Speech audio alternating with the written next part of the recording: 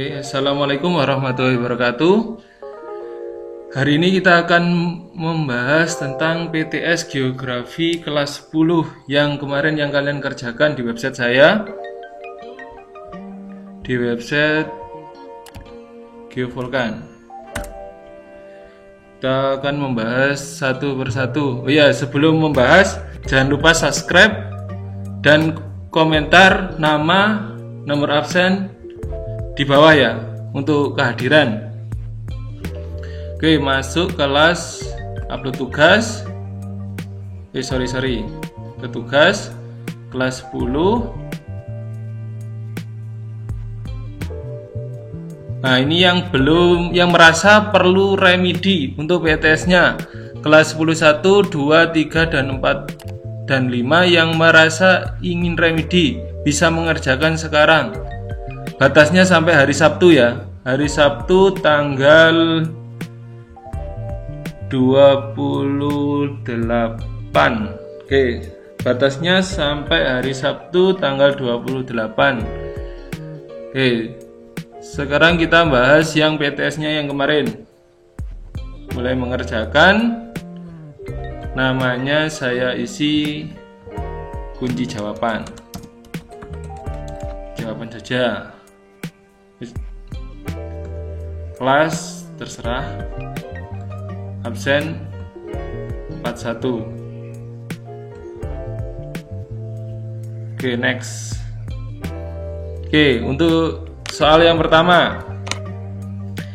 Lapisan tanah atas merupakan bagian yang optimal bagi kehidupan tumbuh-tumbuhan. Sering disebut, jawabannya topsoil ya, bagian atas, bagian tumbuh-tumbuhan. Oke, selanjutnya.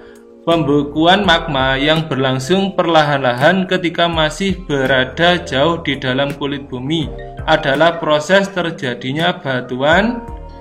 Kata kuncinya magma yang berlangsung perlahan-lahan yang masih berada di kulit bumi. Masih kuncinya di kulit bumi di dalam, jadi batuan beku dalam. Jawabannya. Saya jawab cepat ya, durasi soalnya. Pada wilayah pegunungan tinggi terdapat jenis tanah gembur berwarna hitam dan memiliki tingkat kesuburan tinggi, yaitu tanah. Jawabannya tanah andosol. Selanjutnya, instruksi magma yang menghasilkan batuan beku di dalam dapur magma karena penurunan suhu yang sangat lambat adalah. Jawabannya batuan batolit.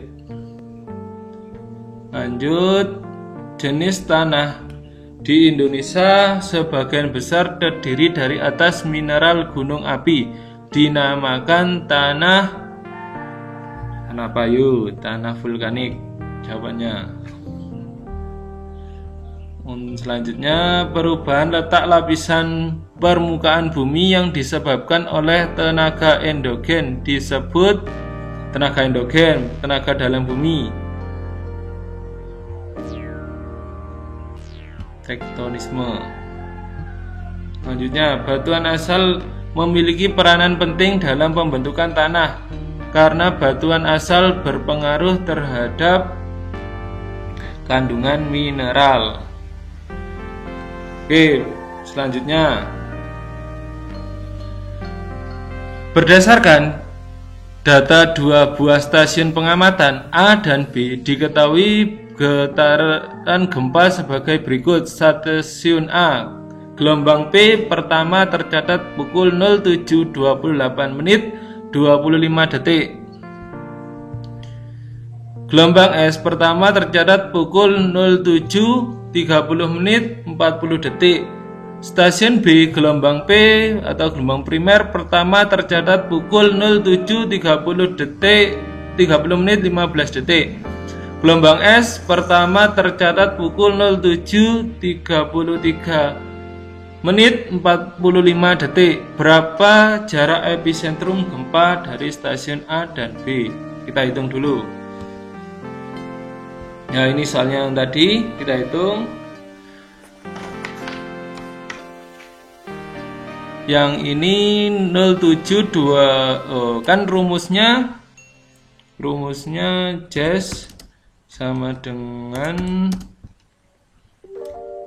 S kurangi P kurangi 1 kali 1 megameter. Jas ini jarak epicentrum ya. Oke, langsung saja.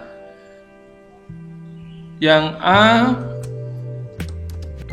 hasilnya 07 30 menit 40 detik dikurangi 07 28 detik 28 menit 25 detik. Hasilnya 2 menit 15 detik dikurangi 1 sama dengan 1 menit 15 detik. Diubah dulu menjadi 1000 km. Kemarin kan diubah jadi 1000 km. Bawahnya saja. Oke. 1 menit sama dengan 1000 km. 15 detik sama dengan 250 km. Ya, berarti 15 per 60 kali 1000 kalau menghitung enak-enaknya. Terus habis itu hasilnya 250. Habis itu di total jumlahnya jadi 1000 ditambah 250 sama dengan 1250. Sorry. Jawabannya yang A. Sekarang kita cari jawaban yang B. Yang B, stasiun B gelombang P pertama tercatat pukul 07.30 menit 15 detik. Gelombang S pertama tercatat pukul 07.33 menit 45 detik. Jadi 33 menit dikurangi 30 menit 15 detik, hasilnya 3 menit 30 detik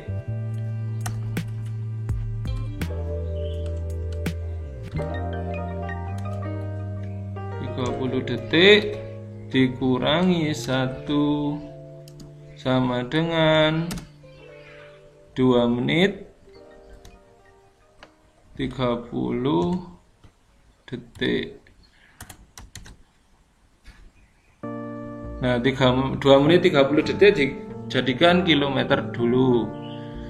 Berikan dikali 1000 berarti 2 menit sama dengan 2000 kilometer.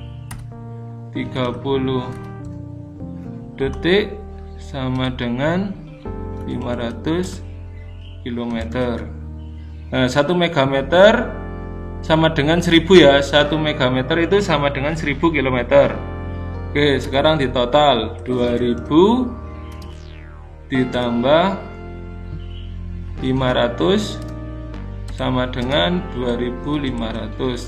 Oke, jawabannya yang A 1250, yang B jawabannya 2500.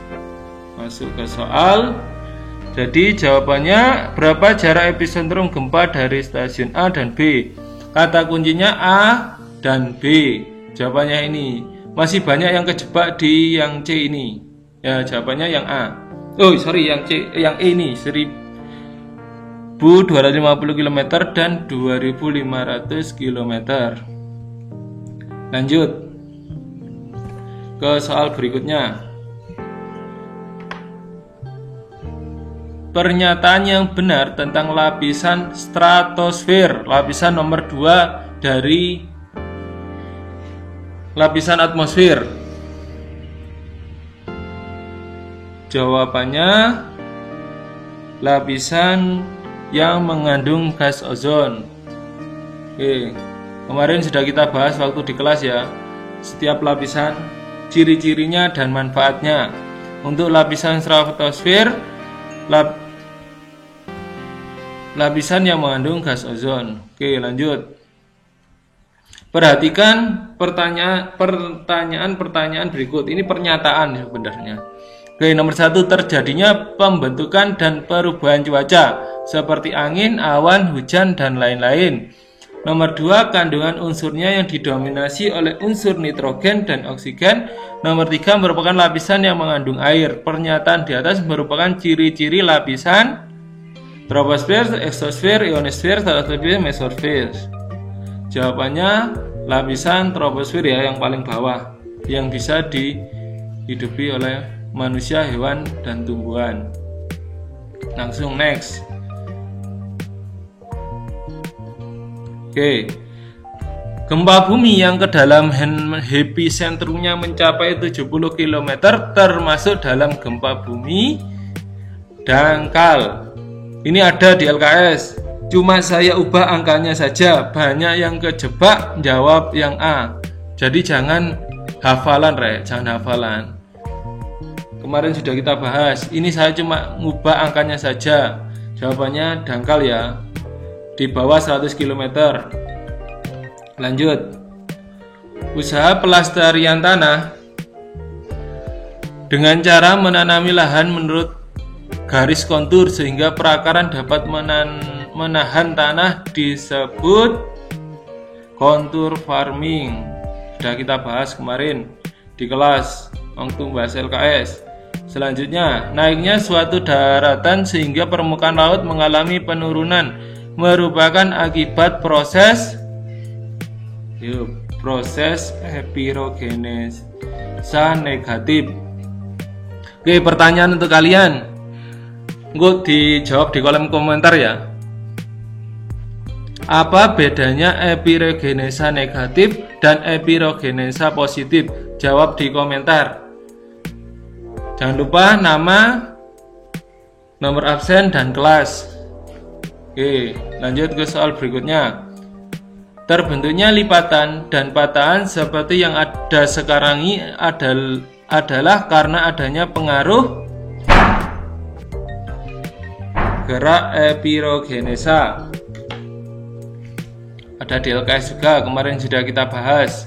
Berikut ini adalah faktor-faktor yang mempengaruhi terjadinya pelapukan batuan, kecuali iklim, topografi, vegetasi, struktur batuan. Jawabannya tanah. Lanjut ke soal berikutnya. Ini waktu saya jelaskan di PPT sudah ada. Bisa di-download di website saya. Di daerah Parangtritis Yogyakarta, kita jumpai adanya bukit pasir sebagai akibat erosi oleh angin. Jenis erosi tersebut dinamakan erosi angin, dinamakan deflasi. Kalau abrasi itu erosi yang disebabkan oleh air laut. Denudasi itu proses erosi yang disebabkan oleh faktor kimia, biologis maupun mekanis. Kalau glasial oleh es. Kalau korosi, kerusakan pada logam. Kalau korosi. Oke, selanjutnya. Berikut ini gempa yang terjadi karena meletusnya gunung api adalah gempa vulkanik. Oke, lanjut. Pelapukan batuan beku menyebabkan struktur batuan yang mudah lepas, mudah terbawa air, angin, dan es. Bagian yang terangkut ini akan terendap di suatu tempat. Bagian batuan yang mengendap lama-lama akan menumpuk dan mengeras, membentuk batuan sedimen, mengalami sedimentasi. Selanjutnya, ciri-ciri gunung api yang akan meletus. Di garis bawahi, gunung api yang akan meletus adalah, jawabannya suhu di sekitar gunung naik. Kalau ini kan gunung api aktif, terdapat air panas, itu ciri-cirinya gunung api aktif. Ini kan gunung api yang akan meletus. Jawabannya suhu di sekitar gunung naik. Oke, Faktor pembentuk tanah terdiri atas organisme dan bahan induk. Jawabannya TUBTW kemarin. Submit, kita lihat hasilnya. View score. Ya, 100/100. Kalau kalian jawabnya tadi benar semua.